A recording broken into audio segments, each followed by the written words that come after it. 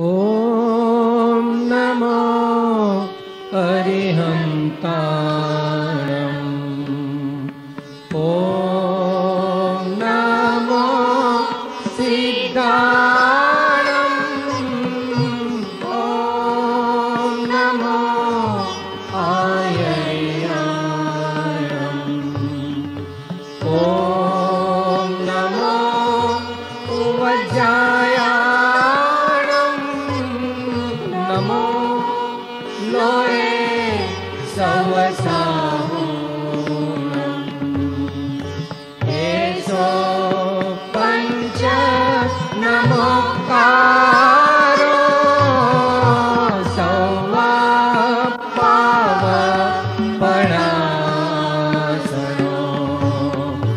मङ्गलाणं च सौवेसिं पडमं भावै मङ्गलम् पडमं भावै मङ्गलम् पडमं भावै मङ्गलम्।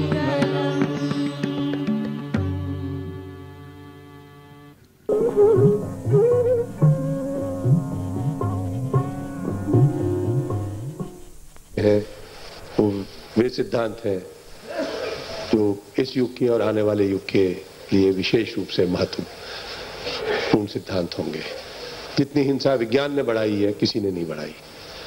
आज ये स्थिति आ गई है कि सबसे बड़ा समर्थन अहिंसा को अगर कहीं से मिलेगा या मिल रहा है आज तो विज्ञान से मिल रहा है। आज जिस तरह का जो एनवायरमेंटल जो मूवमेंट चला है, आज जो जेंडर मूवमेंट चला है कि पुरुष और स्त्री बराबर है, आज जो और चीजें जो आज हो रही हैं,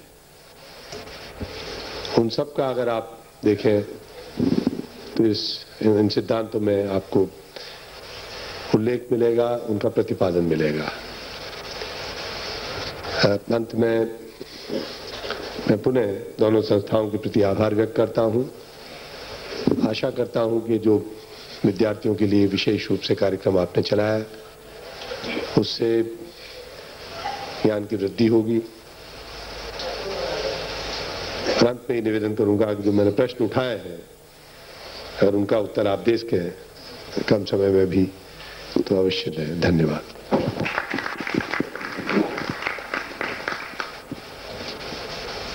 પરમ દિવસે ઘાટકોપરમાં શ્રદ્ધેય શ્રી દુર્લભજીભાઈ ખેતાણીના ઘરે કેટલાક મિત્રો અમે મળ્યા હતા. ચંદુલાલભાઈ સેલારકા મહારાષ્ટ્ર રાજ્ય ગુજરાતી સાહિત્ય એકેડેમીના અધ્યક્ષ, તેમનો તિથિ પ્રમાણે જન્મદિવસ હતો. આનંદભાઈના ધર્મપત્નીએ તેમને આવડી નાનકડી એક પુસ્તિકા આપી, નાનકડી સાવ, અને એ હતી આત્મસિદ્ધિ શાસ્ત્ર. એ આત્મસિદ્ધિ શાસ્ત્ર સ્વીકાર કર્યા પછી આંખોમાં હર્ષના આંસુ સાથે ચંદુભાઈએ કહ્યું કે વર્તમાન પરિસ્થિતિ જે નિર્માણ થઈ છે, સારા ભારત દેશની વિશેષતા મુંબઈની, એમાંથી જો કોઈ બચાવી શકે તો એ અધ્યાત્મની દિશા અને આત્મસિદ્ધિ શાસ્ત્ર જેવા ગહેન અને ઊંડાઈવાળા શાસ્ત્રો છે. મને એમ લાગે છે, ચંદુભાઈ આગળ કહે છે કે હવે મારે આ ભૌતિક ઉપલબ્ધિઓના વંટોળમાંથી કંઈક અંશે નિરાંત લઈ, કંઈક અંશે નિવૃત્તિ લઈ અને અંતર્મુખ બની જવું જોઈએ. આ પરમ દિવસની જ વાત, અને એ અંતર્મુખ બહુ જ વહેલી ઉંમરમાં, નાની ઉંમરમાં થઈ ગયા અને ડૉક્ટર સોનેજીમાંથી આત્માનંદજી બન્યા. તો એવા પરમ શ્રદ્ધેય આત્માનંદજીને વંદન કરીને હું કહીશ કે અમને પણ આપનો કંઈક રંગ લગાડો અને अच्छी संगत बैठकर संगी बदले रूप, जैसे मिलकर आम से मीठी हो गई धूप. અમે આપનો શબ્દોનો સ્પર્શ માણવા ઉત્સુક છીએ. પરમ શ્રદ્ધેય આત્માનંદજી મહારાજ.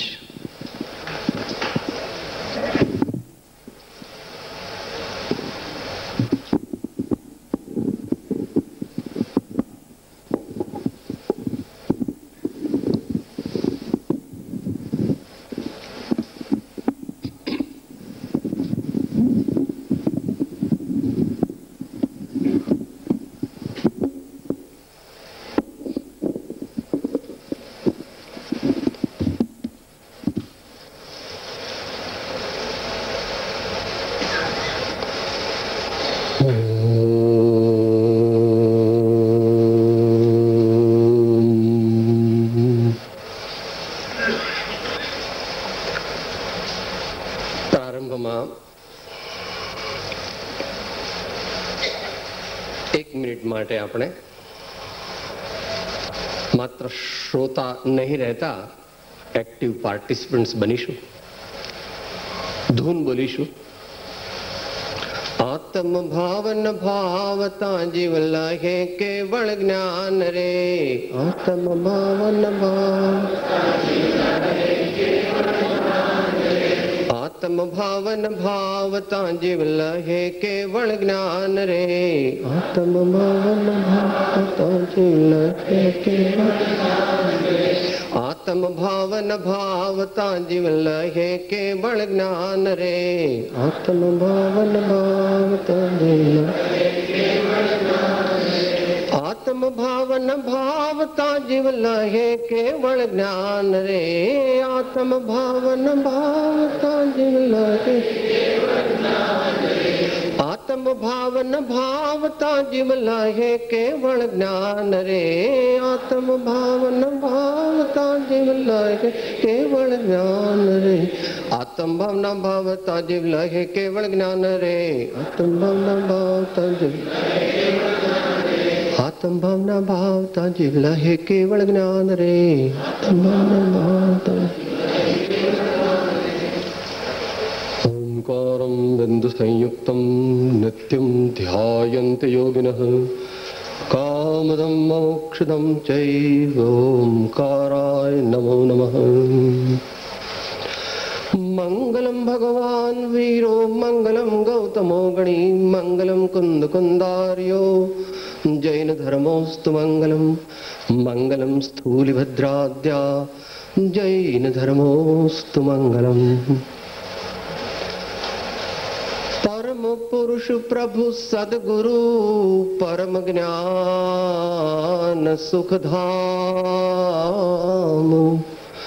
જેણે આપ્યો ભાન નિજ તેને સદા પ્રણામ.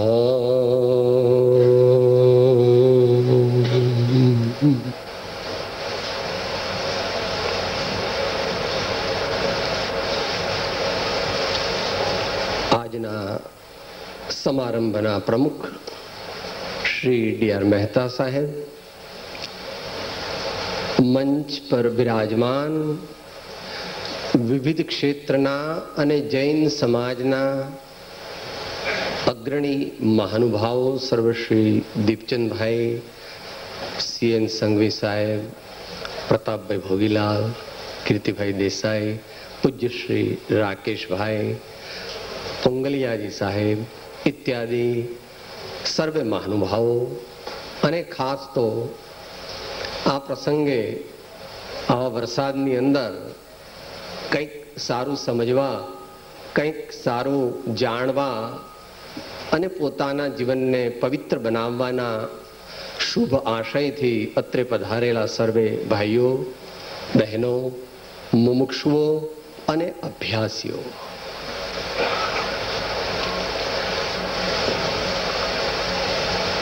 આજનો આ સાત્વિક સંસ્કાર પ્રેરક શિક્ષણને આગળ વધારનારો કાર્યક્રમ છે. તેમાં આધ્યાત્મિકતા તો જરૂર આવશે જ, કારણ કે જે વિષય છે તે વિષય એક અધ્યાત્મ યોગીએ લખેલો છે. પૂજ્ય રાકેશભાઈના વરદ હસ્તે એક બાજુ જૈન એકેડેમીના પહેલા બેચના વિદ્યાર્થીઓને પ્રમાણપત્ર અર્પણ કરવામાં આવશે, અને બીજી બાજુ આપણે સૌ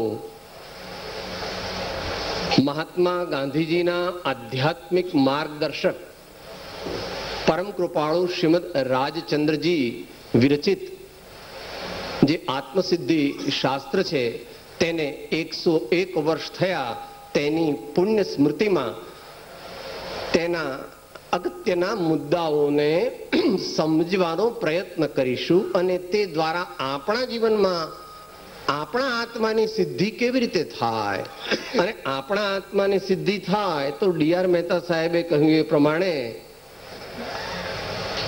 જે સંત છે તે સહજ પરોપકાર કરે છે. સંત દ્વારા પરોપકાર ન થાય એવું કદાપી બને નહીં, પરંતુ તે પરોપકાર કેવા પ્રકારનો હોય તેનો નિર્ણય સમાજ ન કરે, પરંતુ સંત અને તેના ગુરુ કરે. હોસ્પિટલ જ બનાવે, યુનિવર્સિટી સ્થાપે, ધર્મશાળા બનાવે, મંદિર બનાવે, વિદ્યાશાળાની સ્થાપના કરે, દુષ્કાળ પીડિત લોકોને મદદ કરે, વિકલાંગને મદદ કરે, રાષ્ટ્ર માટે કુરબાની કરે, એ નિયત નથી. એ તો દેશ કાળ, તેમના ગુરુ, તેમની પરંપરા, તેમનો સ્વભાવ એ અનુસાર પ્રાગ ઐતિહાસિક કાળથી વશિષ્ઠ રાજા હતા ત્યારે પણ ભગવાન રામ એમનું માર્ગદર્શન રાજા તરીકે લેતા. આ પરંપરા ચાલી આવી. ચંદ્રગુપ્ત મૌર્યનું માર્ગદર્શન, ચંદ્રગુપ્ત મૌર્ય માર્ગદર્શન લેતા શ્રુતકેવળી ભદ્રબાહુ સ્વામી પાસે, કુમારપાલ રાજા લેતા હેમચંદ્રાચાર્યજી પાસે, શિવાજી મહારાજ લેતા રામદાસજી પાસે અને ગાંધીજી લેતા પરમ કૃપાળુ શ્રીમદ રાજચંદ્રજી પાસે. માટે સંત દ્વારા પરોપકાર સહજપણે થાય છે, પણ સંત તે છે કે જેને કર્તૃત્વનું અભિમાન પણ નથી, પરોપકાર સેવા કર્યાનું અભિમાન હોતું નથી.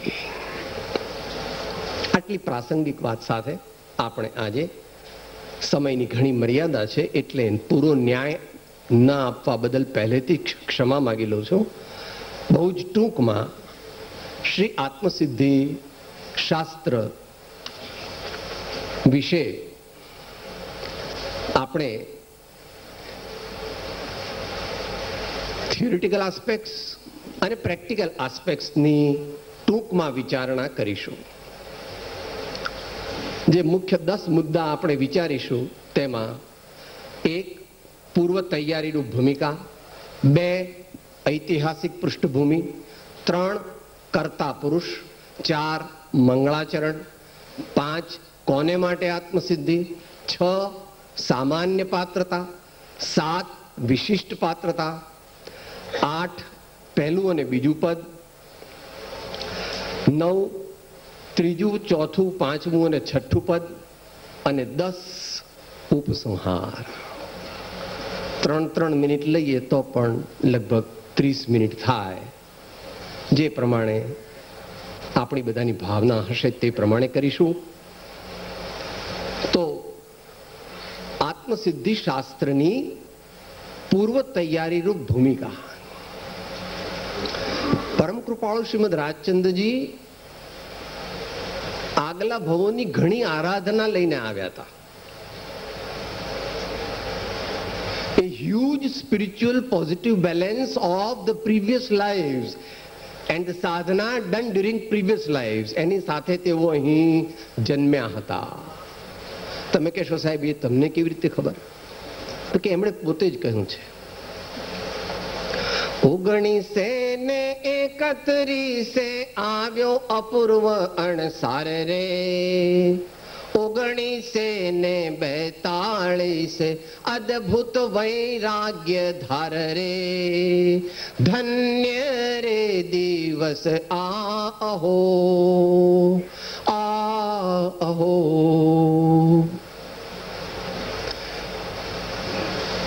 દસ વર્ષે લખેલી પુષ્પમાળાને ગાંધીજી એમ કહે છે કે એ પૂર્વ ભવની સાક્ષી છે. 16 વર્ષને 5 મહિને તેમણે મોક્ષમાળા લખી. 1946 તેમણે ખીમજીભાઈ પર પત્રાંક 130 લખ્યો છે. એમાં જે આત્મસિદ્ધિમાં 6 પદ લખ્યા છે એનું ઇન્ડિકેશન કર્યું છે. અભ્યાસીઓએ વાંચી લેવું. પત્રાંક 130. ત્યાર પછી પત્રાંક 493 જેને 6 પદનો પત્ર કહેવામાં આવે છે તે દ્વારા પણ તેઓએ આત્મસિદ્ધિના જે કન્ટેન્ટ છે એનું પ્રતિપાદન શ્રી લઘુરાજ સ્વામી માટે કરેલું, પરંતુ આત્મસિદ્ધિની રચનાનું નિમિત્ત કારણ તે વૃદ્ધાવસ્થાને પામેલા શ્રીમદ રાજચંદ્રજીના હૃદયરૂપ સખા શ્રી સૌભાગભાઈની વિનંતી હતી કે પ્રભુ, આપે આ ગદ્ય રચના કરી છે તો મને કંઠસ્થ થવામાં પ્રોબ્લેમ છે, માટે આપ જો કંઈ પદ્ય રચના કરી આપો તો મારા ઘરડા અવસ્થામાં મને કંઈક ટેકો મળે અને હું સારી રીતે આપના બોધને વારંવાર એનું ચિંતન કરી શકું, મનન કરી શકું, મારા જીવનમાં મારા ભાવોને નિર્મળ કરી શકું. એ વાત એમના ખ્યાલમાં હતી. 1952 શરદ પૂર્ણિમાનો બીજો દિવસ સવારના સાંજે ઇવનિંગ વોક પછી આવે છે. નડિયાદ મુકામે અંબાલાલભાઈને કહે છે ફાનસ લાવો અને એક બેઠકમાં 142 ગાથામાં હજારો શાસ્ત્રોના સાર સ્વરૂપ એવી શ્રી આત્મસિદ્ધિ આપણને આપે છે.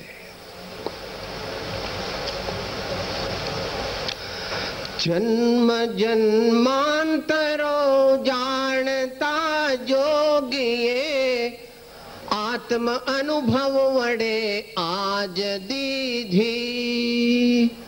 ચારુતર દેશના નગર નડિયાદમાં પૂર્ણ કૃપા પ્રભુએ કરીતી. પતિત જન પાવની. તો ટૂંકમાં છે શ્રી આત્મસિદ્ધિ શાસ્ત્ર રચનાની પૂર્વ ભૂમિકા.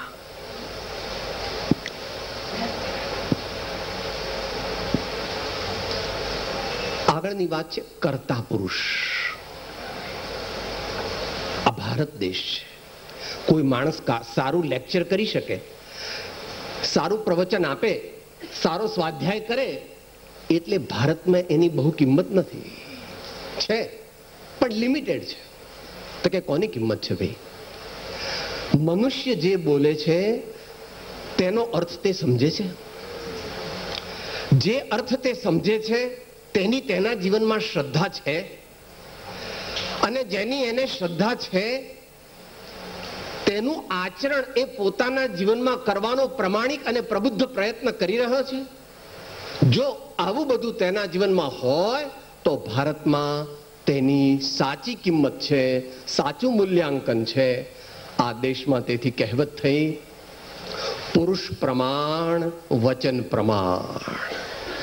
पुरुष प्रमाण वचन प्रमाण. कोई आदमी क्या बोलता है इसका ज्यादा मकसद नहीं है, मगर वह जो बोलता है वह अपने आचरण में भी लाता है कि नहीं, इसकी भी एक बड़ी उस वक्ता की जिम्मेवारी है. એટલા માટે કર્તા પુરુષ એ વિશે તો અત્યારે કંઈ વિશેષ ન કહેવાય. થોડી વાત કહી દીધી.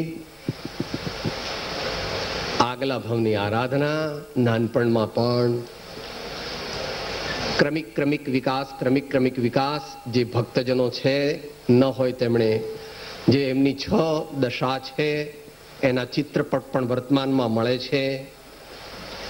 અને એ રીતે તેમણે એક મહાન આધ્યાત્મ યોગી તરીકે અને વિશેષ પ્રકારે જૈન દર્શનમાં વર્તમાન કાળમાં કેવી રીતે સાધના કરવી અને મહાવીર ભગવાનનો મૂળ સંદેશ શું છે એની આપણને ઘણી પ્રતીતિ પણ પોતાના ઉપદેશ દ્વારા અને પોતાના જીવન દ્વારા કરાવેલી છે. કોઈ કહેશે કે એમણે પરોપકારનું કંઈ કાર્ય કર્યું કે નહીં?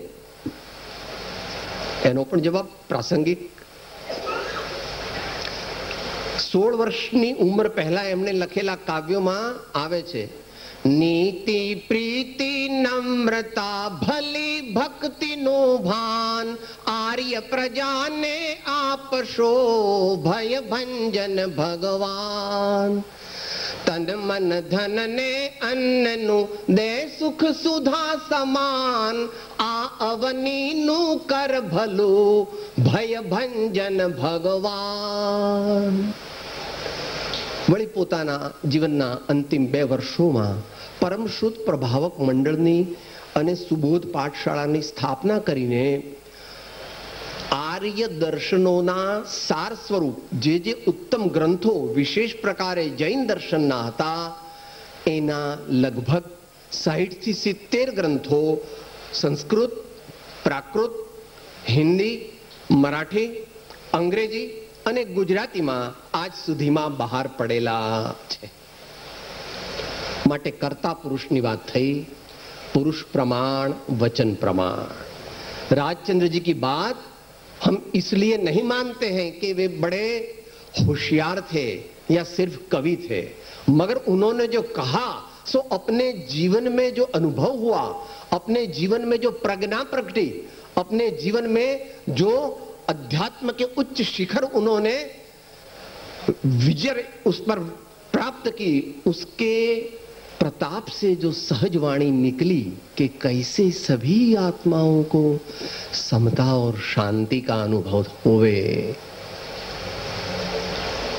तो यह है तीसरी बात, कर्ता पुरुष. હવે આગળ ચોથી વાત, મંગળાચરણ. મંગળાચરણની અંદર 2 મહાન સિદ્ધાંતો આવેલા છે. જેહ સ્વરૂપ સમજ્યા વિના પામ્યો દુઃખ અનંત, સમજાવ્યું તે પદ નમો શ્રી સદગુરુ ભગવંત, શ્રી સદગુરુ ભગવંત. મનુષ્ય કેમ દુઃખી છે? એટલે આમ તો જીવ માત્ર કેમ દુઃખી છે? કારણ કે પોતાના સાચા સ્વરૂપને જાણતો નથી. જ્યાં સુધી પોતાના સાચા સ્વરૂપનું યથાર્થ જ્ઞાન, ભાન, સમજણ ન આવે ત્યાં સુધી મનુષ્યને એટલે પ્રાણી માત્રને પોતાના સ્વરૂપમાં રહેલા સહજ આનંદનો અનુભવ થતો નથી. માટે સર્વ દુઃખનું કારણ તે આત્માનું પોતાના સાચા સ્વરૂપનું અજ્ઞાન છે. અને બીજો પોઈન્ટ જે અંદર કહ્યો છે તે છે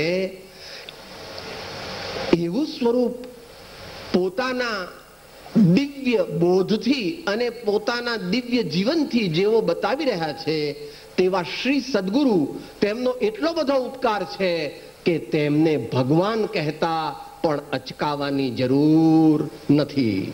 આ વાત સર્વાર્ય દર્શનો સ્વીકારે છે.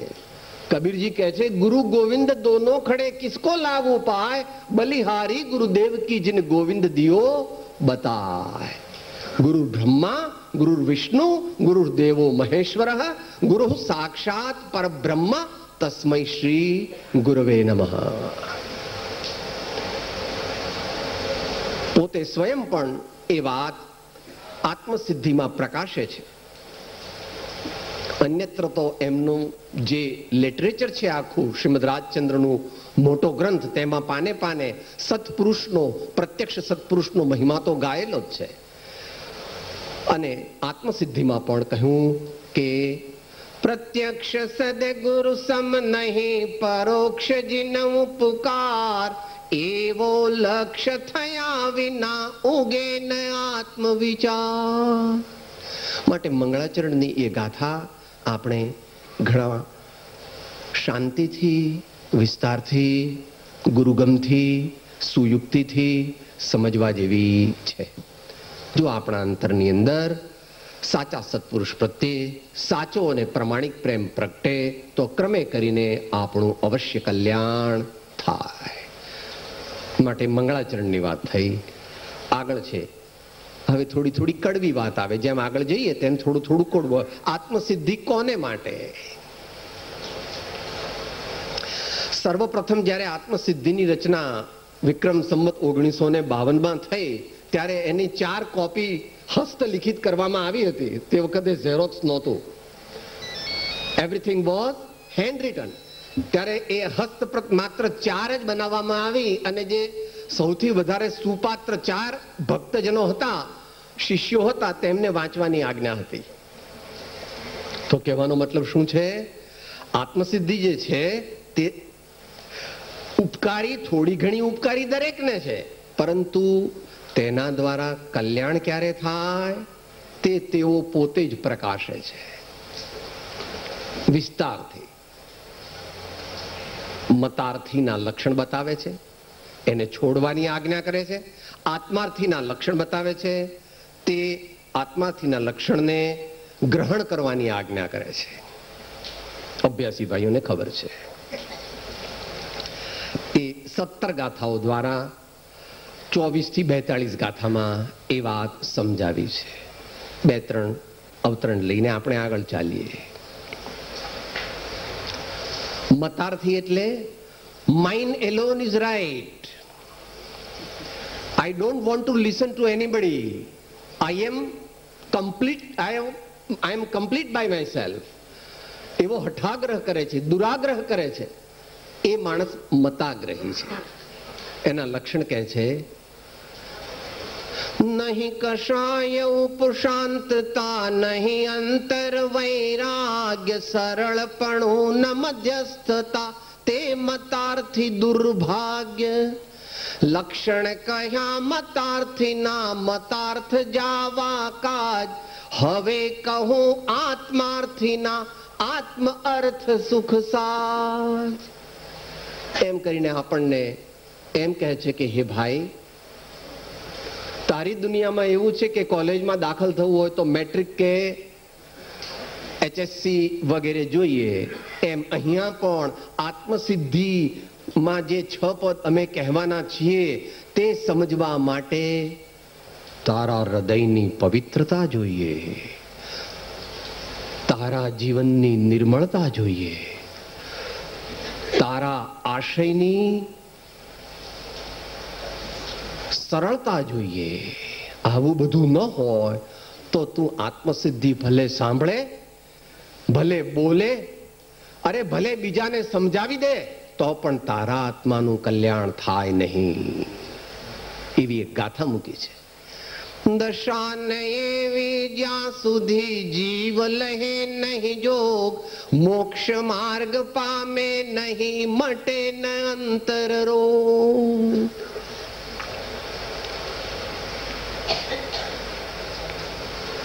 દુનિયામાં પણ એવો રિવાજ છે કે કોઈ પણ મોટું પદ હોય તેને માટે પોતાની સત્પાત્રતા હોવી જરૂરી છે.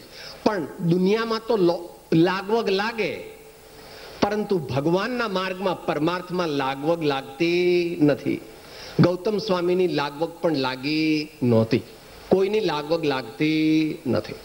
માટે આપણને ત્યાં આગળ એમ કહે છે કે જો તારે આત્માની સિદ્ધિ કરવી હોય, કોઈ કહે સાહેબ આત્માની સિદ્ધિ એટલે શું?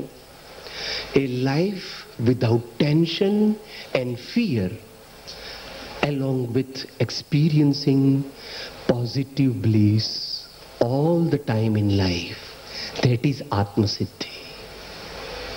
A life without tension and fear. An enlightened soul says, I am not afraid of anybody and I don't frighten anybody. I am not in any tension.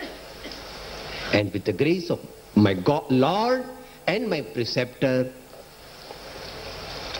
I practice and I experience a state of equanimity which cannot be distracted. જે વાત થાય છે આ ચોપડીની વાત નથી થતી. ગ્રંથ તો પરમ પૂજ્ય છે, પરંતુ book knowledge is different. There are 4 stages. The first stage is information. Any value limited છે.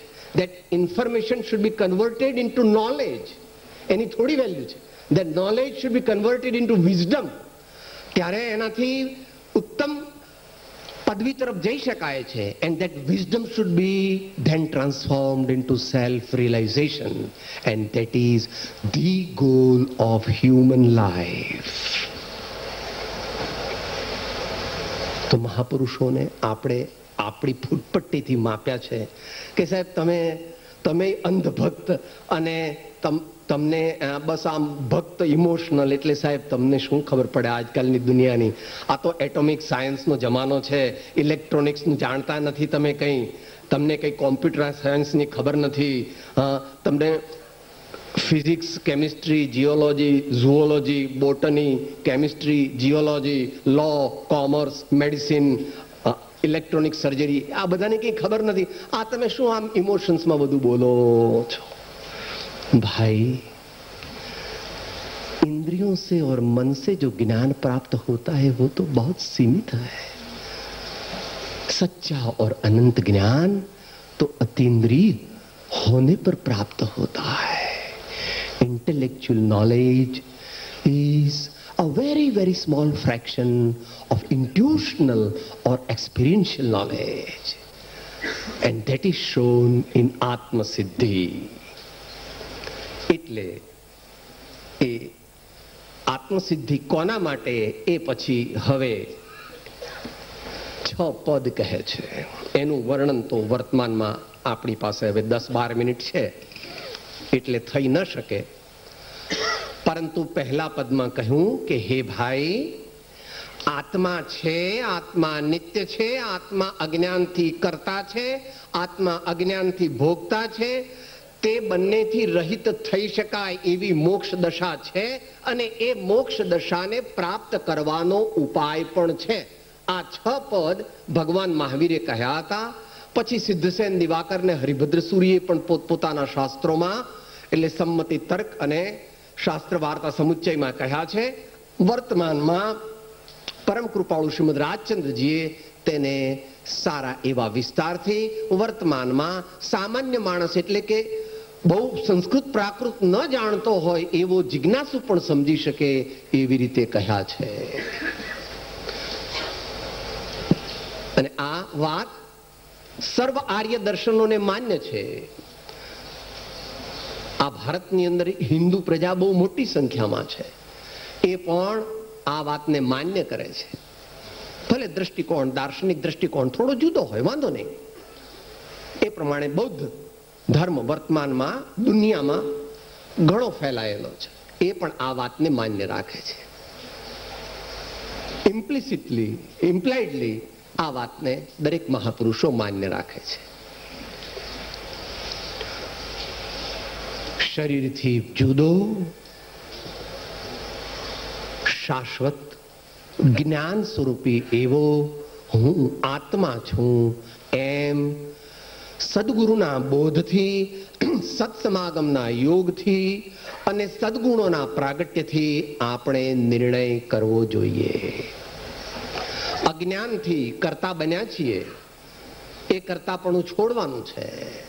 આ વાત રાજચંદ્રજી કહે છે, કૃપાળુદેવ, એ તો બરાબર દરેક મહાપુરુષો કહે છે. ગુજરાતી ભાષાના આદિ કવિએ બહુ માર્મિક રીતે કહ્યું છે, હું કરું એ જ અજ્ઞાનતા શકટનો ભાર જેમ શ્વાન તાણે, સૃષ્ટિ મંડાણ છે સર્વ એણી પેરે, જોગી જોગેશ્વરા કોઈક જાણે. નિપજે નરથી તો કોઈ ના રહે દુખી, શત્રુ મારીને સૌ મિત્ર રાખે, રાયને રંક કોઈ દ્રષ્ટે આવે નહીં, ભવન પર છત્ર દાખે ઇત્યાદિ. માટે આત્મા છે એટલે આપણે છીએ, આપણે મરવાના નથી, આપણી ટ્રાન્સફર થવાની છે. આપણે નિત્ય છીએ. આપણે અજ્ઞાનને લીધે કરતાપણું કરીએ છીએ, અજ્ઞાનને લીધે ભોગતાપણું કરીએ છીએ. એ બંનેથી આપણે છૂટા પડી શકીએ છીએ. કોઈ આપણને ગાળો દે તો ક્રોધ આવી જાય છે, પણ એ ક્રોધ કરવો કે ન કરવો એ આપણા હાથમાં છે. માટે ક્રોધાદિ ભાવો જે છે તે ઘટાડી શકાય છે. કામ, ક્રોધ, લોભ, મોહ, ઈર્ષા, નિંદા ઘટાડી શકાય છે. કોઈ મહાપુરુષ સંપૂર્ણપણે એનો નાશ કરે અને એના આત્માની જે દશા થાય એનું નામ મોક્ષ, અને એનો ઉપાય છે. એનો ઉપાય 6 છઠ્ઠા પદમાં કહ્યું છે, સત્યને સમજો અને સત્યનો સ્વીકાર કરીને તેનો અનુભવ કરો. સત્યને સમજો અને સત્યનો સ્વીકાર કરી અને તેનો અનુભવ કરો. બે જગ્યાએ મુખ્યપણે કહ્યું છે, આમ તો એનો ઘણો વિસ્તાર છે. કર્મ બંધ ક્રોધાદિથી હણે ક્ષમાદિક તે પ્રત્યક્ષ અનુભવ સર્વને તેમાં શો સંદેહ. જેને મોક્ષ પ્રાપ્ત કરવો હોય તેણે ક્ષમા, વિનય, સરળતા, સંતોષ આદિ ગુણો વિવેકપૂર્વક પોતાના જીવનમાં ઉત્તમપણે પ્રગટાવવા જોઈએ. અને સાથે સાથે પોતાના સાચા સ્વરૂપની શ્રદ્ધા, પોતાના સાચા સ્વરૂપનું જ્ઞાન અને પોતાના સાચા સ્વરૂપનો અનુભવ. એ વાત 110, 111મી ગાથામાં કહેલી છે. મત દર્શન આગ્રહ ત્યજી વર્તે સદગુરુ લક્ષ લહે શુદ્ધ સમકીત તે જેમાં ભેદન પક્ષ વર્તે નિજ સ્વભાવનો અનુભવ લક્ષ્ય પ્રતીત વૃત્તિ વહે નિજ ભાવમાં પરમાર્થે સમકીત. બસ ઉપસંહાર.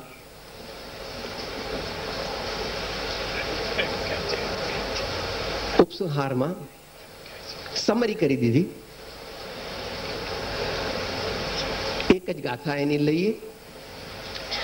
આત્મભ્રાંતિ સમરોગ નહીં, સદગુરુ વૈદ્ય સુજાણ, ગુરુ આજ્ઞા સંપથ્ય નહીં, ઔષધ વિચાર ધ્યાન. એમાં બધી વસ્તુ આવી ગઈ. આપણે વક્તવ્ય પૂરું કરીએ, સમયની મર્યાદા છે.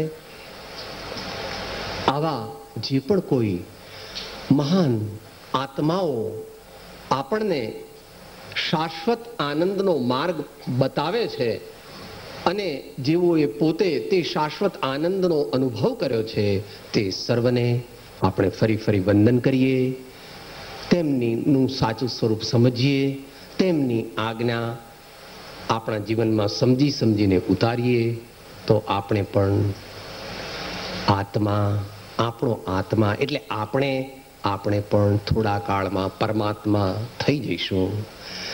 દેહ છતાં જેની દશા વર્તે દેહાતીત તે જ્ઞાનીના ચરણમાં હો વંદન અગણી. મહાવીર સ્વામી ભગવાન કી, સદગુરુ દેવ કી. ઓમ शांति.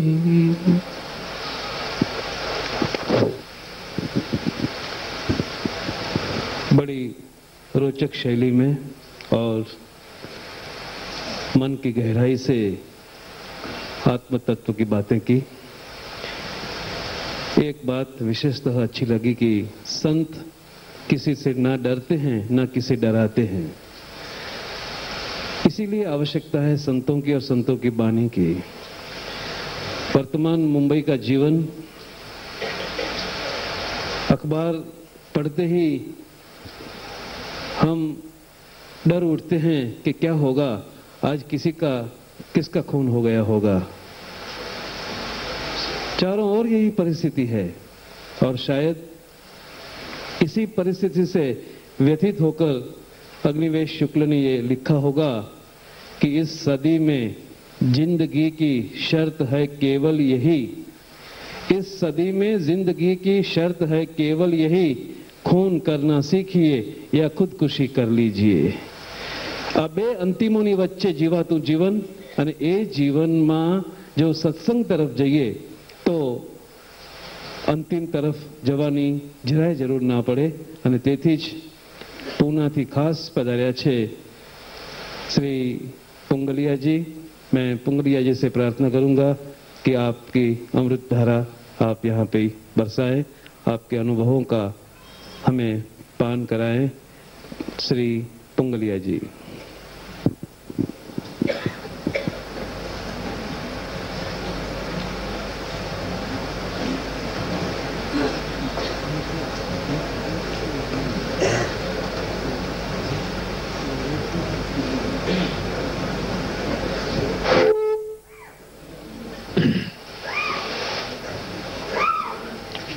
पूज्य आत्मानंद जी महाराज और स्टेज पर विराजमान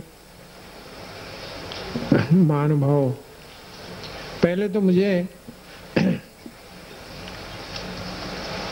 जैन एकेडमी स्थापन करने वाले श्री संघवी साहब, प्रताप भाई भोगीलाल और दूसरे भी जो कोई कार्यकर्ता हूँ, इनका मैं बड़े प्रेम से और आदर से अभिनंदन करता हूँ। पुणे में हम एक संस्था चलाते हैं, सन्मति तीर्थ। इसी प्रकार का कार्य आज पुणे में 10-11 साल से चल रहा है। लगभग 1000 हमारे विद्यार्थी, जो बहुत सारी उसमें महिला ही है, जैन तत्वज्ञान का अभ्यास बड़े प्यार से करते हैं। 60-60, 70-70 साल की बहनें भी उसमें पढ़ती है, हर साल पढ़ती है, 5-5 साल लगातार पढ़ती है, परीक्षा देती है, सर्टिफिकेट मिलाती है। मेरा ये अनुभव है कि हम लोग, खास करके हमारी महिलाएं जितना ज्ञानोपार्जन में उत्साह रखती है, शायद उससे कम उत्साह वो क्रियाकांड में रखती है।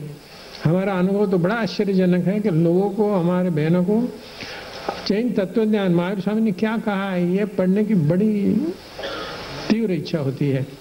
तो ये कार्य यहाँ शुरू करके आप लोगों ने बहुत अच्छा कार्य किया है। आप तो बहुत आपने विस्तार भी किया है अलग अलग यूनिवर्सिटी में। हमारा कार्य ऐसे पुणे में ही ज़्यादा चलता है। हमारे सेंटर्स हैं, जयपुर में भी है, महाराष्ट्र में बहुत सारे हैं, लेकिन हमने अभी यूनिवर्सिटी का माध्यम, हम उसका कोई उपयोग नहीं करते। हम सिर्फ हमारे तरीके से काम करते हैं, लेकिन बहुत अच्छा है। इसलिए मैं फिर एक बार मैं आपका अभिनंदन करता हूँ। अभी आपने आत्मसिद्धि के बारे में बिल्कुल अधिकार वाणी सुनी है, और जैसा आप खुद ने बताया कि आत्मसिद्धि पढ़ ली, उसका थोड़ा सा चिंतन कर लिया, इससे काम नहीं होता। लेकिन जो कुछ आचरण में लाने की कोशिश की जाती है, उसी का महत्व रखता है। उस दृष्टि से पूज्य आत्मानंद जी महाराज बिल्कुल एक अधिकारी व्यक्ति है, और उनको आपने सुना है। फिर भी मैं अपनी थोड़ी सी कोशिश करने वाला हूँ, और मेरी कोशिश एक स्वाध्यायी के रूप में है कि मैं बिल्कुल नहीं जानता, ऐसा कहने में भी कोई हरकत नहीं है, लेकिन जो कुछ भी जानता हूँ या जानने की कोशिश करता हूँ, वो एक मेरा स्वाध्याय है। और एक स्वाध्याय के तरीके से ही मैं आपके सामने कुछ विचार रखूंगा।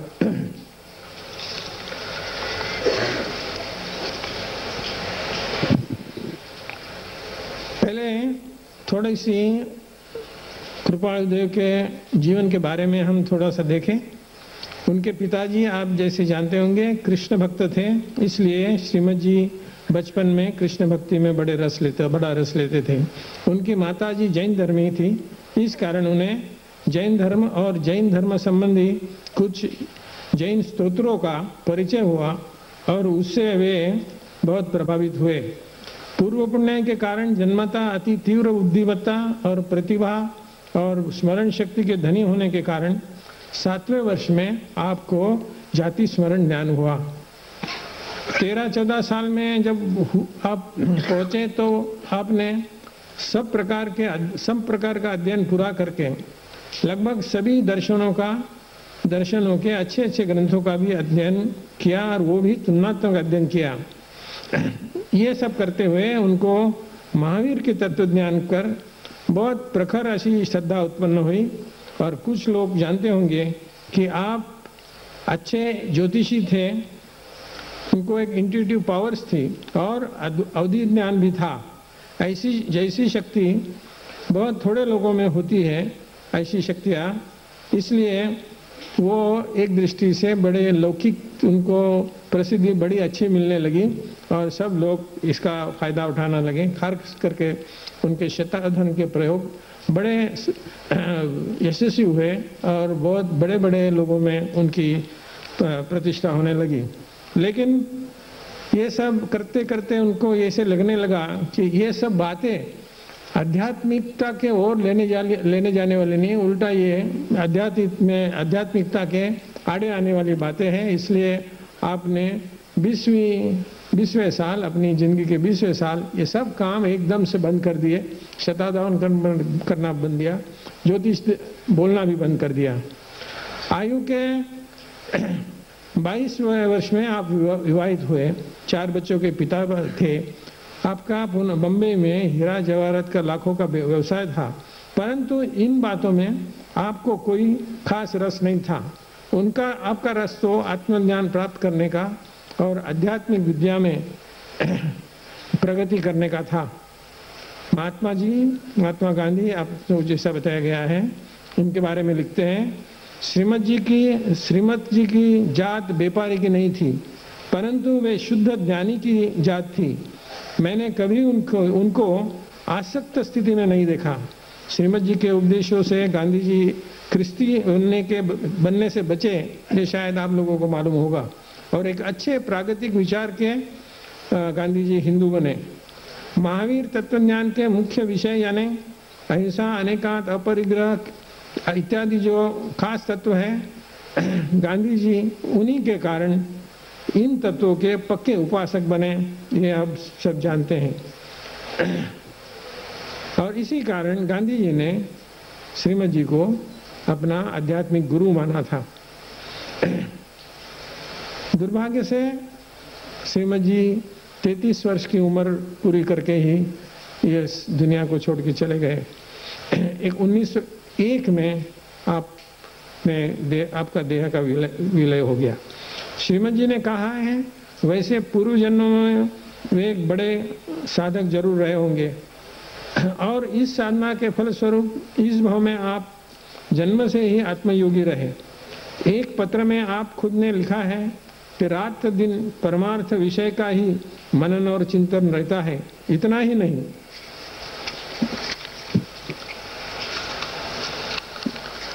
आपने यह भी कहा है कि मुझे लगता है कि मैं महावीर हूँ और महावीर जैसा कार्य करना चाहता हूँ। यह आपका आत्मविश्वास दिखाता है। श्रीमत जी को जैन कहना भी एक दृष्टि से उन पर थोड़ा सा अन्याय करना होगा। उनका धर्म यानी आत्मधर्म था। धर्म की उनकी व्याख्या है, जो कुछ हमें हमारे आत्मा का दर्शन कराए वही हमारा धर्म है। इस दृष्टि से हम उन्हें जिन धर्मी या महावीर के अनुयायी कह सकते हैं, लेकिन खाली जैन शब्द का जो आज का अर्थ है, उस अर्थ से हम उन्हें जैन नहीं कह सकते। इसका कारण यह है कि महावीर का धर्म हम सब जानते हैं, कोई जैनियों के लिए, कोई एक छोटे समाज के लिए नहीं था, वो पूरे मानव जाति के लिए था। ये हमको बात ध्यान में रखनी चाहिए। आत्मसिद्धि की रचना नडियाद में विक्रम संवत 1992 में अश्विन वद्य प्रतिभादा को हुई। आपने कृपाल ने ये रचना की। जैसा आपको बताया है वैसे अभी मैं आपको वो वापस दोहराना नहीं चाहता। लघुराज स्वामी के अनुरोध पर आपने ये काव्य की रचना की, और आपको जैसा बताया गया वैसे ही था कि श्रीमत जी ये चाहते थे कि आत्मसिद्धि शास्त्र पढ़ने के लिए पात्रता अवश्य होनी चाहिए। तभी हमारा यही कर्तव्य है कि वो पात्रता प्राप्त करने की हम कोशिश करें।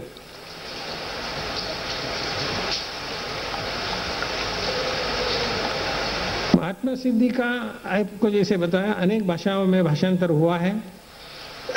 इसको समझाने के लिए और इस पर अनेक टीकात्मक ऐसे लेख हुए। उनमें से कांजी स्वामी ने लिखा है, भोगीलाल सेठ, रावजी भाई देसाई, पूज्य ब्रह्मचारी जी, पंडित सुखलाल जी, मुकुल भाई कलार्थी आदि अनेक पंडितों ने इस पर विवेचन रूप ऐसे लेख लिखे हैं।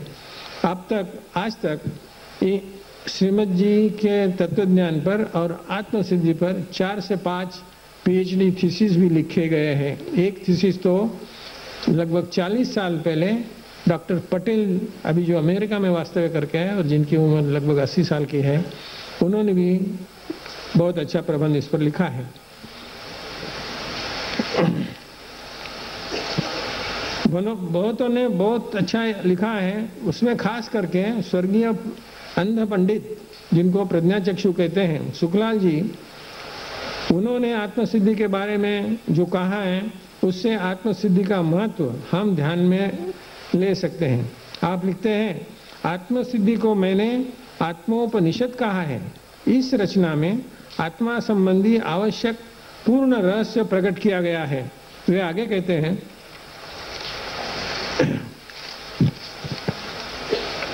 इसमें श्रीमद जी ने जो निरूपण किया है वह गहराई से अनुभव पूर्वक उनको हुई सिद्धि और प्रतीति है।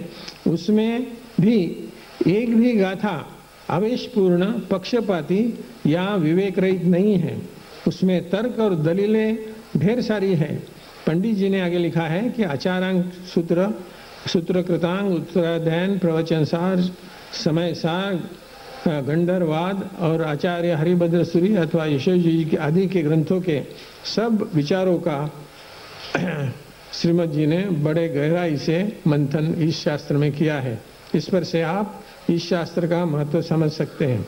अगर हम सब शास्त्र, सब आगम नहीं पढ़ सकते और अगर सिर्फ आत्मसिद्धि पढ़ते हैं और उसका अच्छी तरह अध्ययन और चिंतन करते हैं तो आप ऐसा समझ ले सकते हैं कि हमने आगम पढ़ लिए हैं, इतना इसका महत्व है। आत्मसिद्धि शास्त्र को आत्मोपनिषद या मोक्ष शास्त्र कहा गया है।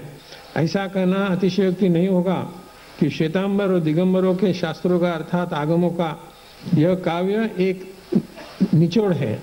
इसका अध्ययन और आचरण साधक को सम्यक दर्शन यानी संकित का अनुभव करा सकता है, अर्थात आत्म साक्षात्कार का, और अंततः मोक्ष प्राप्ति करा सकता है। यह काव्य श्रीमद जी ने अपनी विद्वत्ता, काव्य शक्ति, प्रतिभा या भाषा प्रभुत्व दिखाने के लिए नहीं लिखा है। यह काव्य एक महान आत्मार्थी और अध्यात्म योगी के अध्ययन का और स्वानुभव का सार है। इस बात को हमें ध्यान रखना है।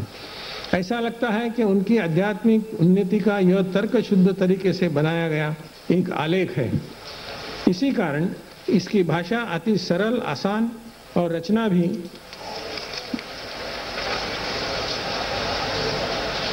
बहुत कौशल्यपूर्ण है। मैंने बहुत थोड़ा पढ़ा है, लेकिन मैं आपको ये बताना चाहता हूँ कि एक साधक जो खुद श्रावक का जीवन जिन्होंने जिया है, उनके ऐसे साधक के साधना के मार्ग पर चलते चलते जो अनुभव आपने हमें दिए हैं उनके पत्र व्यवहार और उनके काव्यों से, शायद ही ऐसी दूसरी किताब नहीं है, ऐसा मैं मानता हूँ।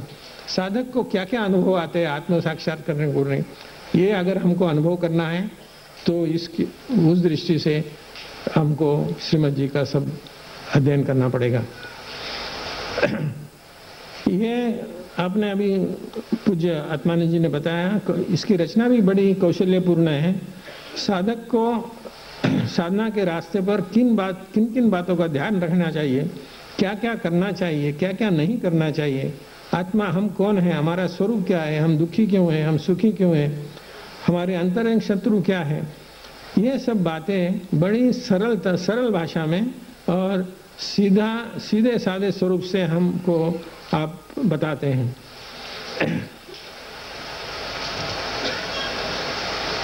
अभी आत्मसिद्धि शास्त्र की शुरुआत बड़ी वैशिष्ट्यपूर्ण है।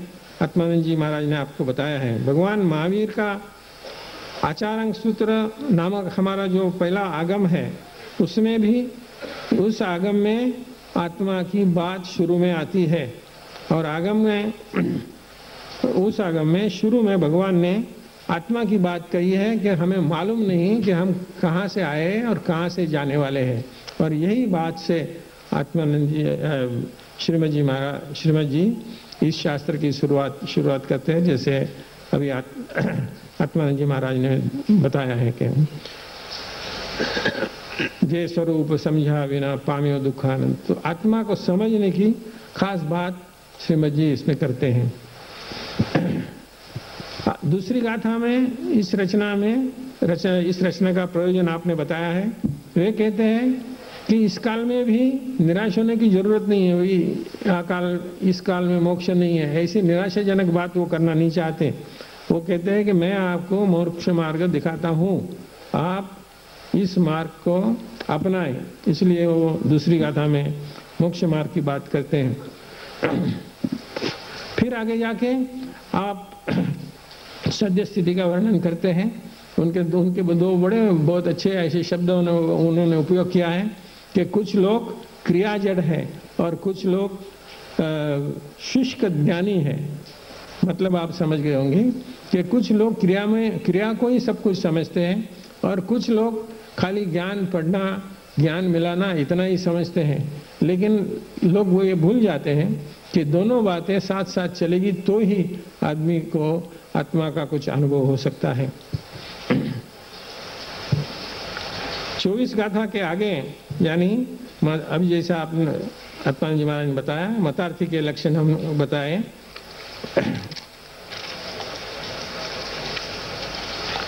और बाद में उन्होंने आत्मार्थी जिसको बोलते हैं या सदगुरु को जिसको बोलते हैं उसके लक्षण बताए। हमारा एक दुर्भाग्य यह है कि आज हम सदगुरु और असदगुरु कहो या आत्मार्थी या मतार्थी कहो, इसमें कुछ भेद नहीं करते।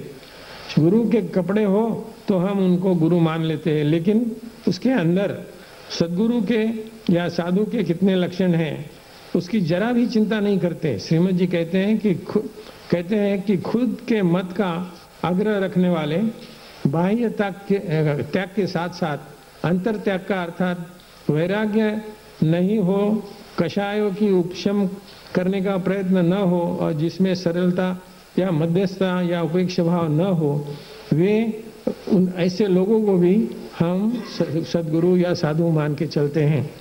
श्रीमद जी ने आगे आत्मार्थी के लक्षण बताते हुए कहा है, आत्मज्ञानी या जो इसके लिए प्रयत्न और पुरुषार्थ करते हैं वही सच्चे गुरु होते हैं। ऐसे गुरु की हमें तलाश होनी चाहिए। ऐसे सदगुरु कषायों का उपशम यानी मंदता करने की कोशिश करते हैं, उन्हें सिर्फ मोक्ष की चाह होती है, वे आत्मार्थी होते हैं। इसका मतलब जन्म मरण के चक्कर से उन्हें अतिशय खेद रहता है और संपूर्णतया वे अहिंसक यानी स्वात्म बुद्धि रखने वाले होते हैं। अनेक प्राचीन शास्त्रों में प्रश्नोत्तर रूप में आध्यात्मिक की बातें सिखाई और समझाई गई है। श्रीमद जी भी यही तरीका अपनाते हैं। आत्मसिद्धि के लिए आपने जो मार्ग बताया है वो 6 पदों का मार्ग है, आपको अभी आत्मानंद जी महाराज ने बताया है। इन 6 पदों के बारे में पूज्य जैसा आपको बताया है आत्मानंद जी महाराज ने, पूज्य सिद्धसेन दिवाकर जी, यशोजी जी, हरिभद्र सूरी, इन्होंने भी ये 6 बातें का जिक्र किया है, लेकिन वो निगेटिवली है कि आत्मा को नहीं मानना, आत्मा को नित्य नहीं मानना, ये सब बातें, इसका मतलब है कि आदमी मिथ्यात्वी नहीं है। तो ऐसा निगेटिवली उन्होंने कहा है। आत्मानंद जी ने इसको पॉजिटिव तरीके से हमारे सामने रखा है, जिसको हम सकारात्मक तरीका बताते हैं। आत्मा है, कर्ता है, भोक्ता है, मोक्ष है और मोक्ष का उपाय है, ये सब कहकर आत्मा संबंधी पूरा शास्त्र श्रीमद जी हमारे सामने प्रस्तुत करते हैं। अलग अलग दर्शनों में आत्मा संबंधी अलग अलग धारणाएं हैं, उन सबका निराकरण आत्मसिद्धि शास्त्र में किया गया है। विशेष ध्यान लेने की बात यह है कि ऐसा निराकरण करते समय श्रीमद जी ने किसी की टीका या आलोचना नहीं की है, सिर्फ मुमुक्षु को आत्मा के स्वरूप का ज्ञान हो, यही ध्यान में रखकर पूरी रचना की है। हम जानते हैं कि सम्यक दर्शन या समकित मुक्ति की नींव यानी बुनियाद है। इन 6 पदों का अध्ययन और करने से, चिंतन और श्रद्धा रखने से समकित प्राप्त करना आसान हो सकता है, ऐसा उनके बड़े बड़े साधकों का भी मत है। अभी पहला पद आत्मा है। बहुत ही अच्छे तर्क देकर श्रीमद जी ने आत्मा का अस्तित्व सिद्ध किया है। आत्मा, श्रीमद जी एक जगह लिखते हैं कि हमारी सबसे बड़ी भूल है हम खुद को भूल गए हैं। हम देह को ही आत्मा मानते हैं, यह हमारी अनादिकाल से भूल है और यही कारण हम दुखी है। तलवार और म्यान को अलग अलग हम समझते नहीं हैं, वैसे ही आत्मा और देह को हम अलग अलग नहीं समझते हुए एक ही मानते हैं। आत्मा दिखता नहीं है लेकिन वही देखने वाला है। यही कारण है कि आदमी मर जाने पर उसका शरीर यानी उसकी आंखें देख नहीं सकती या कान सुन नहीं सकते। कारण यही है कि देखने वाला और सुनने वाला शरीर या इंद्रियां नहीं थी, लेकिन अंदर उसकी जो शक्ति है वो आत्मा देखने वाला और सुनने वाला था। दूसरा तर्क आप देते हैं, आंखें देखती है, कान सुनते हैं, यानी हर इंद्रिय को अपना अपना ज्ञान है, लेकिन आत्मा एक ऐसी शक्ति है हमारी जो सब विषयों का ज्ञान एक साथ रखता है। दूसरा पद आत्मा नित्य है, इसकी शंका होती है कि आत्मा होगा लेकिन नित्य है कि नहीं। इसके लिए या वो शरीर के साथ वो भी मरता होगा, इसके लिए ये बात समझाने के लिए भी आपने अनेक तर्क दिए हैं।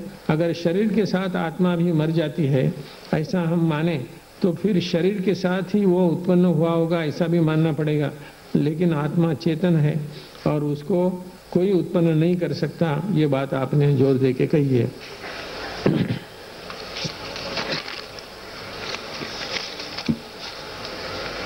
तीसरा पद है आत्मा करता है, कर्म का करता जीव नहीं, या वह उसका आत्मा का स्वभाव है कर्म करते जाना। ऐसा अगर हम माने तो बड़े अनर्थ होने की संभावना है। या तो हम माने कि यह तो ईश्वर की प्रेरणा से हम कर्म करते हैं। इस तर्क का श्रीमद जी ने बड़ा अच्छा जवाब दिया है। आपने कहा है कि आत्मा का अपनी स्व प्रेरणा रूप प्रवृत्ति के कारण हम कर्म करते हैं। हमारे आत्मा में ऐसा कोई स्पंदन होता है, भाव जागते हैं, उसके कारण हम कर्म करते हैं। इसलिए आप कहते हैं कि आत्मा करता है, और वैसे ही आत्मा भोगता है। कर्म या कर्म का कर्ता आत्मा होगा, लेकिन उसका भोगता है कि नहीं, ये सवाल खड़ा करते हैं। या ईश्वर फल देता है, लेकिन उसमें फिर ईश्वरत्व को दोष लगता है, इसलिए आत्मा कर्म करता है और वो वही उसका भोगता है, यह बात माननी पड़ती है।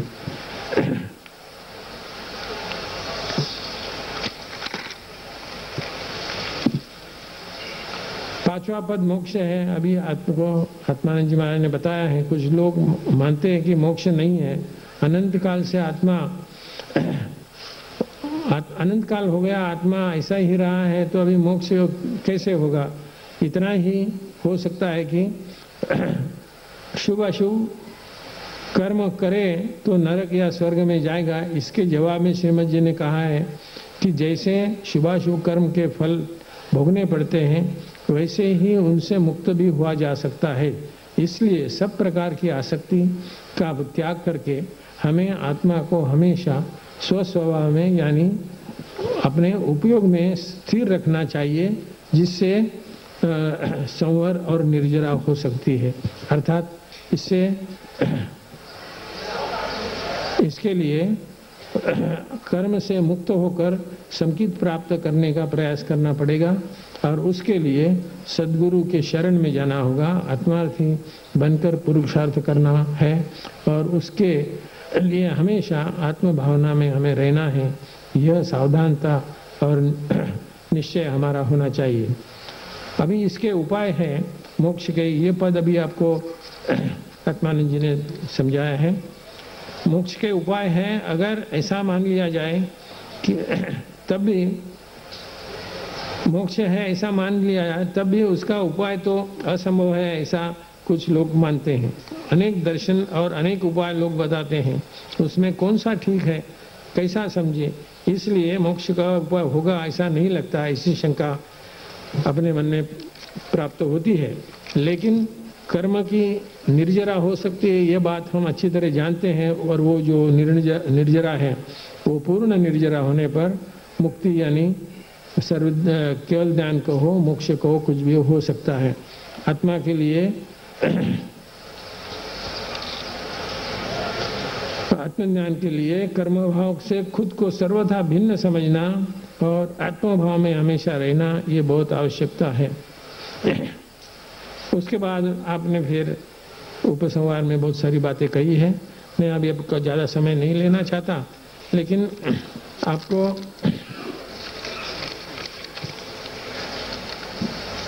इतना ही कहूँगा, आत्मसिद्धि का सारांश मेरे दृष्टि से थोड़े शब्दों में यही है कि अगर यही कह सकते हैं कि इस तरह हमें ध्यान रखनी होगी कुछ बातें। हम आत्मा है और आत्मा के स्वरूप को हमें प्रथम जानना पड़ेगा।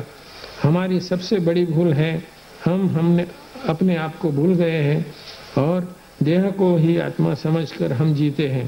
हमारे प्रमुख शत्रु राग, द्वेष और अज्ञान है। आत्मा का शुद्ध स्वरूप ही हमारा परम गुरु है। अखंड आत्मभाव में रहने से हम कषायों को और विकारों को दूर रख सकते हैं और केवल ज्ञान भी प्राप्त कर सकते हैं। धन्यवाद, आपने शांति से सुना इसलिए। Philosophy and spirituality of Shrimad Rajchandra के विषय में डॉक्टरेट का अभ्यास करने वाले डॉक्टर पुंगलिया जी ने हमें भी रस तरबूर कर दिया और आत्म तत्व के प्रति हम भी कुछ ज्ञान प्राप्त करें, इसके लिए सार्थक प्रयास किए। हम आभारी हैं डॉक्टर पुंगलिया साहब के। गुणानुरागी सज्जनों ने सन्नारीઓ, મુશળધાર વરસાદને કારણે જૈન એકેડેમીના પ્રોફેસર ડૉક્ટર અંતરકર અહીં ઉપસ્થિત રહી શક્યા નથી અને તેમની પાસે 72 વિદ્યાર્થીઓ કે જેમણે સર્ટિફિકેટ કોર્સ કર્યો છે અને 4 વિદ્યાર્થીનીઓ જેમણે પીએચડીનો અભ્યાસ કર્યો છે તેમનું લિસ્ટ હોવાથી આ સર્ટિફિકેટ વિતરણ સમારંભ મોકૂફ રાખવો પડશે। પણ અહીં 72 વિદ્યાર્થીનીઓમાંથી જે અવ્વલ નંબરે પાસ થઈ Dipti Jiten Gala, I think she is present over here, Dipti Jiten Gala અહીં ઉપસ્થિત છે એવા સમાચાર મળ્યા છે કે તેમને જૈન એકેડેમી તરફથી 2500 રૂપિયાનું રોકડ પુરસ્કાર એનાયત થશે। જો હોય તો તેઓ મંચ પર આવી જશે, નથી લાગતા। અને આજીવન વિદ્યાર્થી બની રહેવાના જેમણે સંકલ્પો લીધા છે, અનેક સિદ્ધિઓ પ્રાપ્ત કર્યા પછી પણ રાજસ્થાનની ધરતીનું એ સંતાન હજી પણ કંઈક શીખવા માટેની ઝંખનાઓનું સેવન કરી રહ્યા છે એવા મિસ્ટર महावीर जैन અહીં ઉપસ્થિત છે। हम महावीर जैन जी से प्रार्थना करेंगे कि आप यहाँ पर अपना अनुभव कहें। मिस्टर महावीर जैन।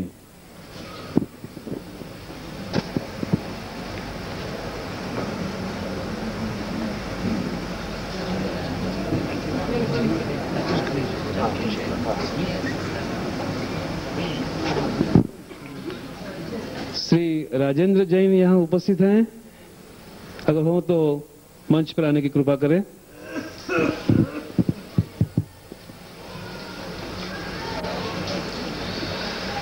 पूज्य Shri Atmanand ji, doctor Pungaliya ji, Shri Mehta, Shri Sanghvi, Shri Rakesh bhai, trustees of Jain Academy, professor Joshi, professor Antarkar, all my teachers from University of Bombay, classmates, friends and other distinguished guests.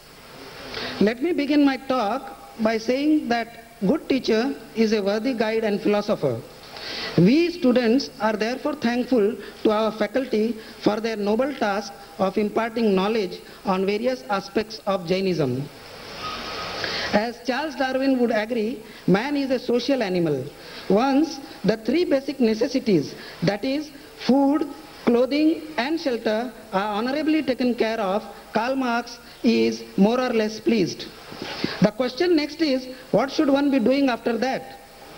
If one is a teetotaler, non-smoker, strictly vegetarian and also not having much favor for consumerism, many of the choices of the worldly kind are already out.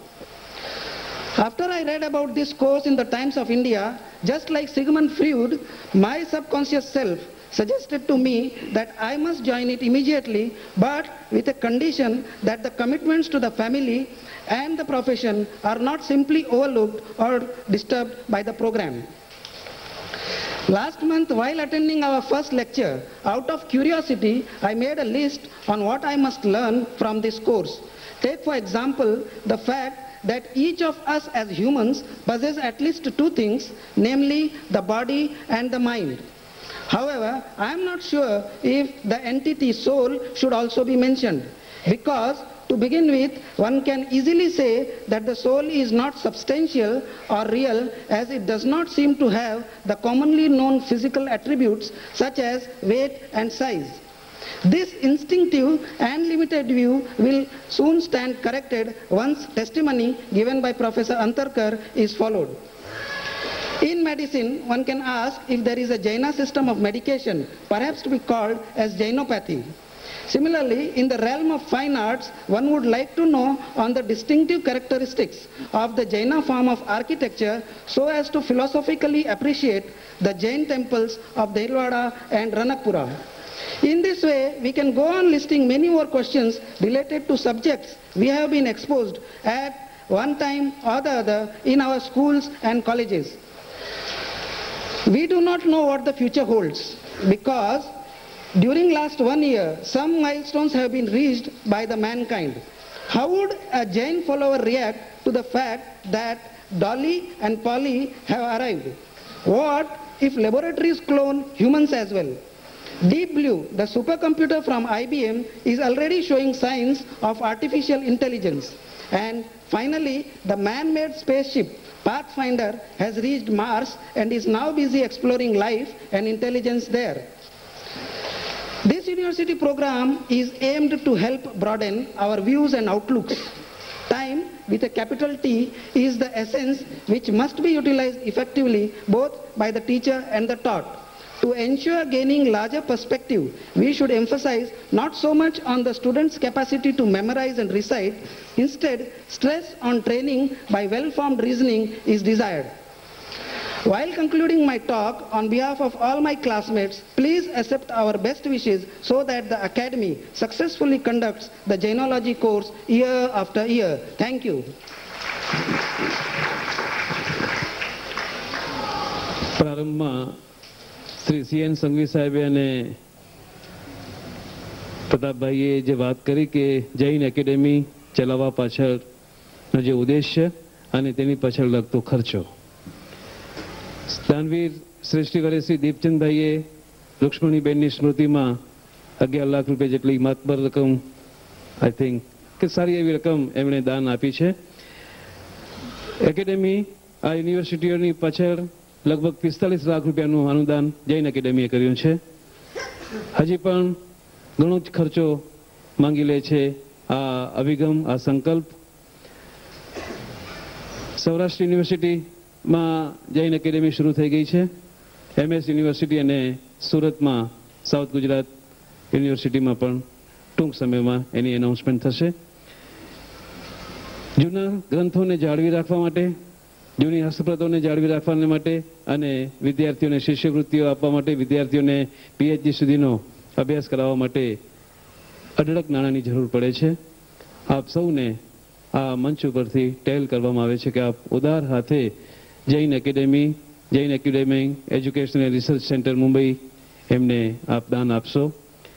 અત્યારે જેઓ પણ 5000 રૂપિયા કે તેથી વિશેષ રકમ લખાવશે તેમનું નામ અહીં એનાઉન્સ કરવામાં આવશે અને ત્યાર પછી મહાવીર જૈન વિદ્યાલયના વાઇસ પ્રેસિડેન્ટ અને જૈન એકેડેમીના ટ્રસ્ટી મુરબ્બી શ્રી કીર્તિભાઈ આપ સૌનો આભાર માનશે.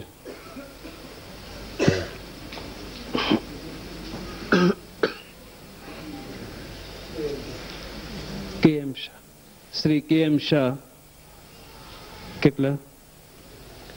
5001 રૂપિયા. સારી શરૂઆત થઈ છે અને આપણે તાળીઓના ગડગડાટથી વધાવીએ, કારણ કે કરણ કરાવણને અનુમોદન સરખું ફળ નિપજાવે. શ્રી KN શાહ આપનો આભાર.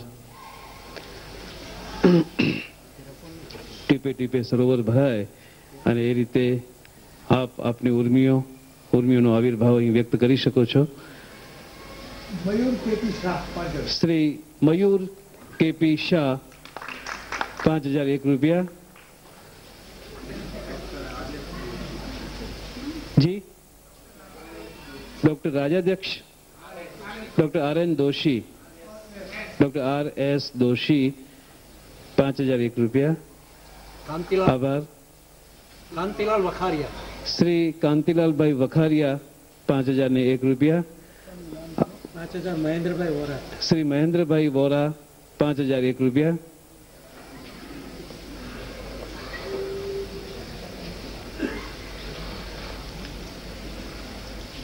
લક્ષ્મી તો આપણને પ્રાપ્ત થઈ છે, પણ એ લક્ષ્મી શ્રી લક્ષ્મી બનીને સાર્થક નીવડે ને એક દીપક અન્ય દીપક પ્રગટાવી શકે તો જે દીપકની સાર્થકતા છે એ દ્રષ્ટિએ આપ જે રીતે ઉદાર મને લખાવી રહ્યા છો, આપનો ખરેખર હું હૃદયપૂર્વક આભાર માનું છું। શ્રી નટવરલાલભાઈ અમરસિંહ શાહ 5001 રૂપિયા, આપનો આભાર।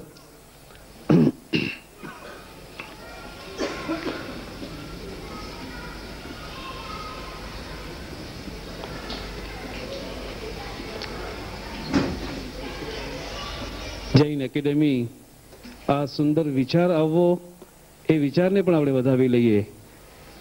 જૈન સોશિયલ ગ્રુપ ઇંગ્લેન્ડની ધરતી પર શ્રી નટુભાઈ આના પાયાના મંડાણ કરે, ત્યાર પછી મુંબઈમાં તો શ્રી CN સંઘવી સદૈવ તત્પર હોય આવી સારી પ્રવૃત્તિઓ કરવા માટે અને મુંબઈની યુનિવર્સિટી સાથે સંલગ્ન થઈ તેમણે અથાગ પરિશ્રમ વડે જૈન એકેડેમી અહીં પણ શરૂ કરાવી, સૌરાષ્ટ્રમાં શરૂ કરાવી।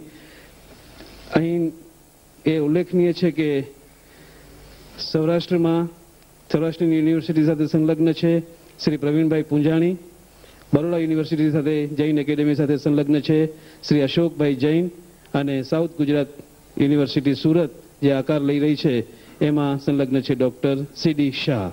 આ સૌ મહાનુભાવો એ પાયાના પથ્થરો છે અને તદુપરાંત આપ સૌને જે સર્ક્યુલર મળ્યું છે એમાં સૌના નામ છે કોણ કોણ આ એકેડેમી સાથે સંકળાયેલા છે।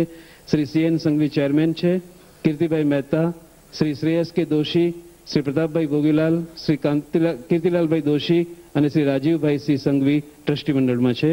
માનદ મંત્રી છે Shri Dhirajlalbhai D Shah. Jain Academy Education and Research Centre Mumbai યુનિવર્સિટીના એક્સપર્ટ એડવાઇઝરી કમિટીમાં છે શ્રી DR મહેતા, તેઓ ચેરમેન પદે છે। Doctor Kumarpal Desai, Shri Pratapbhai Bhogilalbhai, doctor Ramanlal C Shah, Shrimati Rupaben B Shah, doctor Shrimati Suvidhaben A Joshi, doctor SS Antarkar, Shri CN Sanghvi, Shri Kirtilalbhai Doshi, doctor AP Jamkhedkar, doctor VM Kulkarni, Shrimati Saryuben V Doshi, Shri Dhirajlal D Shah coordinator है। मुंबई सेंटर कमिटी में જે મહાનુભાવો છે તેમના નામ આ પ્રમાણે છે Shri Pratapbhai Bhogilal Shah, doctor Ramanlalbhai C Shah, doctor Shrimati Rupaben B Shah, doctor Shrimati Shubhadaben Joshi, doctor Antarkar, CN Sanghviji, Shri Kirtilalbhai Doshi, Shri Kumudbhai Mehta, Shri Dhirajlal D Shah coordinator છે। આ સૌ મહાનુભાવો ભગવાન મહાવીરના સત્ય, અહિંસા અને કરુણા અને અપરિગ્રહતાના જે સિદ્ધાંતો છે સિદ્ધાંતોનું વહન કરવા માટે અને જૈનો અને અજૈનો પણ જો જૈન નથી એવા લોકો, કારણ કે જૈન ધર્મ કોઈ ચોક્કસ વાડાબંધીમાંનો ધર્મ નથી, જે પાડે તેનો ધર્મ છે અને એ રીતે એનો વ્યાપ અને એનો વિસ્તાર વધારવા માટે કૃતનિશ્ચયી છે। આપ સૌએ જે દાનની ગંગા વહાવી છે આપનો આભાર અને છેલ્લે કીર્તિભાઈને વિનંતી કરીએ કે આપ આભાર વિધિ કરશો। શ્રી જૈન એકેડેમીનો પ્રથમ પ્રમાણપત્ર વિતરણ અમારે મોકૂફ રાખવું પડ્યું છે, એ માટે અમે બહુ દિલગીર છીએ। આ એક શુભ શરૂઆત છે। સૌપ્રથમ મારે આપના આજના અતિથિ વિશેષ સેબીના ચેરમેન શ્રી DR મહેતાનો ખાસ આભાર માનવો જોઈએ। તેમના અસંખ્ય રોકાણોમાંથી સમય કાઢીને અહીં પધારી તેમના ચિંતનાત્મક અને વિદ્વત્તાપૂર્ણ મંતવ્યો આપણી સમક્ષ રજૂ કર્યા છે, તે બદલ તેમનો આભાર। શ્રી આત્માનંદજી અને શ્રી પુંગલિયાજી જેવા વિદ્વાન અને શાસ્ત્રજ્ઞ વક્તાઓ આપણને મળ્યા, એ પણ આજે આપણું મોટું સદભાગ્ય છે। આ સમારંભ શ્રી રાજચંદ્રજી આત્મસિદ્ધિ શાસ્ત્ર ગ્રંથના નિર્માણની શતાબ્દીના પ્રસંગે યોજાઈ રહ્યો છે, તેથી તેના કાર્યક્રમમાં ધાર્મિક વિષયોને લગતા વાર્તાલાપોનું આયોજન ખૂબ જ ઉચિત અને યોગ્ય હતું એમ કહેવામાં જરા પણ અતિશયોક્તિ નથી. આ પ્રસંગે પૂજ્ય શ્રી આત્માનંદજી અને શ્રી યુકે પોંગલિયાજીએ તેમના જેવા પ્રખર નિષ્ણાતોની ઉપસ્થિતિ માટે અમે એમના ઋણી છીએ. આ સમારંભમાં હાજર રહીને સફળ વિદ્યાર્થીઓને પ્રમાણપત્ર આપવાનું શુભ કાર્ય કરવાનું હતું તે અમારે મોકૂફ રાખવું પડ્યું છે અને શ્રી રાકેશભાઈ ઝવેરી ખાસ પધાર્યા છે તે બદલ પણ તેમનો ખૂબ આભાર. મારે ખાસ હૃદયપૂર્વક આભાર તો માનવાનો છે મુંબઈ યુનિવર્સિટીના સંચાલકોનો, જેમના શુભ સહકારથી તથા સરકારથી જૈન એકેડેમી અનેક સગવડો, સુવિધાઓ અને પ્રોત્સાહનો મળતા રહ્યા છે. અને છેવટે આભાર માનું છું આપણા સમાચાર પત્રોનો, જેમના સહકારથી જૈન એકેડેમીના કાર્યની જનતાને માહિતી મળતી રહે છે. અને અંતે આભાર માનવાનો છે આપ સૌનો આપની હાજરીથી યોગ્ય રીતે દીપાવવા માટે. જય જિનેન્દ્ર. માત્ર 1 મિનિટ લઈ શકીએ આપની. અહીં કેટલાક સંદેશાઓ આવ્યા છે. Professor Dipak Kumar De, pro vice chancellor Maharaja Sayajirao University Bombay Baroda, તેમનો સંદેશો આવ્યો છે. Shri DP Chhaya, registrar MS University, અને Shri NN Shah, chief account officer MS University. આ ત્રણેય મહાનુભાવોના સંદેશાઓ. તદુપરાંત અહીંથી સભાગૃહમાંથી બહાર નીકળીશું ત્યારે એ પછી તરત જ આપણને માટે અલ્પાહારની વ્યવસ્થા છે. આપ અલ્પાહારને ન્યાય આપશો.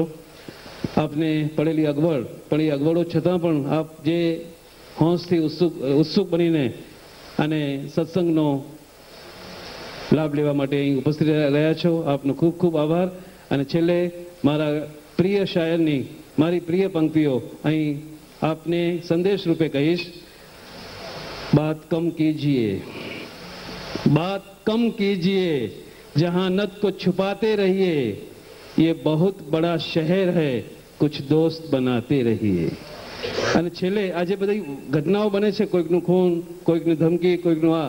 बात कम कीजिए, जहां नत को छिपाते रहिए, ये बहुत बड़ा शहर है, कुछ दोस्त बनाते रहिए. दुश्मनी लाख सही, दुश्मनी लाख सही, पर खत्म न कीजिए रिश्ता. दिल मिले या न मिले, हाथ मिलाते रहिए, हाथ मिलाते रहिए. અને હાથ મળશે તો ક્યારેક દિલ પણ મળશે, અને દિલ મળશે તો એ ભાઈચારાની ભાવના આપોઆપ જ્વલન થશે. આપનો આભાર. ધન્યવાદ. ડૉક્ટર પોંગલિયાજીનું પુસ્તક philosophy and spirituality of Shrimad Rajchandraji, જે અંગ્રેજીમાં છે, મૂળ કિંમત 180 રૂપિયા છે. આજે 120 રૂપિયામાં અહીં આપને મળી શકશે. જેમને પણ રસ હોય તેઓ ખરીદી શકે છે. આભાર.